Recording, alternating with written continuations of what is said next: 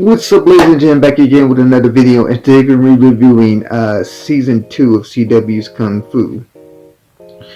Now, after concluding the ending of Season 1, after, what should we call it, Nikki Shen defeating Xiaolin in the finale, you did kind of like speed things up and you pick up where they left off, and, you know, Xiaolin gets taken to prison.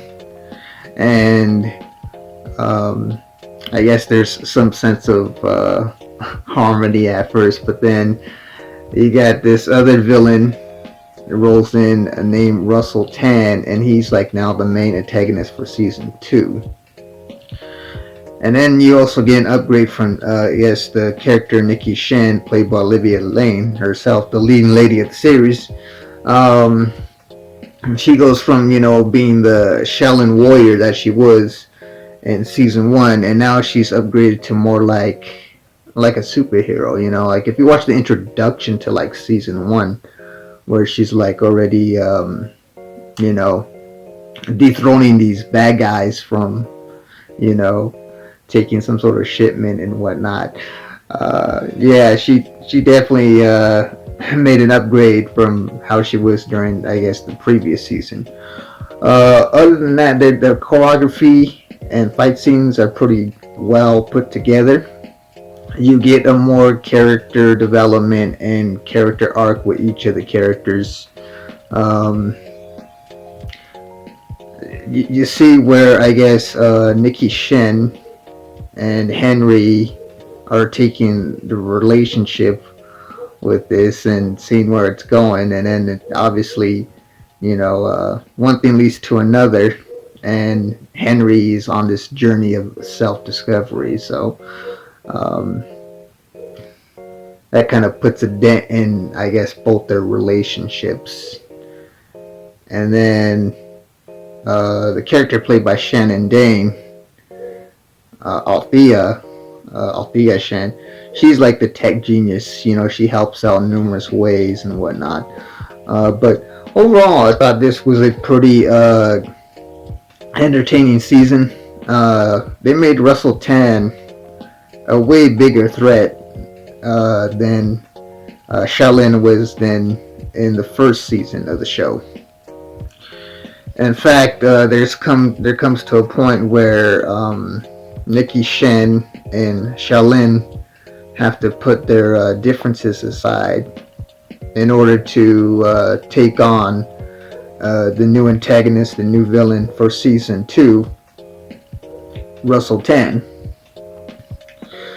Also failed to mention that the actress Ivonne Chapman, she pretty much after season 1, she has got promoted to a series regular for season 2 as Xiaolin. So she went from making just guest appearances here and there from season 1, and now she's like a regular cast member of the show for season 2 and whatnot. But yeah, she kind of still has her, you know, her way of doing things is different from Nikki Shen's way of doing things on the show. So they're kind of like polar opposites of each other, but at the same time, they have some sort of commonality when it comes to dealing with the main antagonist, the main villain for season 2, Russell Tan. But yeah,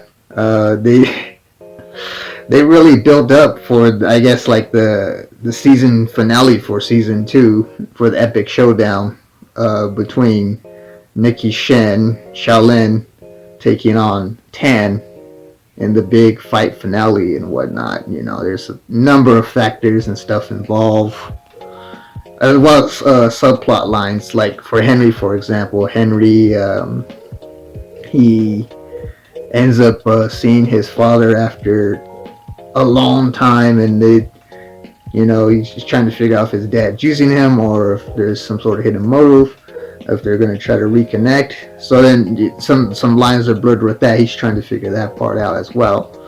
But as far as like the main plot line, the driving plot line for season 2. It's mostly how Nikki Shank could stop Russell Tan, because like I said, Russell Tan plays a far bigger threat in season 2 of the show in comparison to how Shaolin was, Ivonne Chapman's character was in season 1.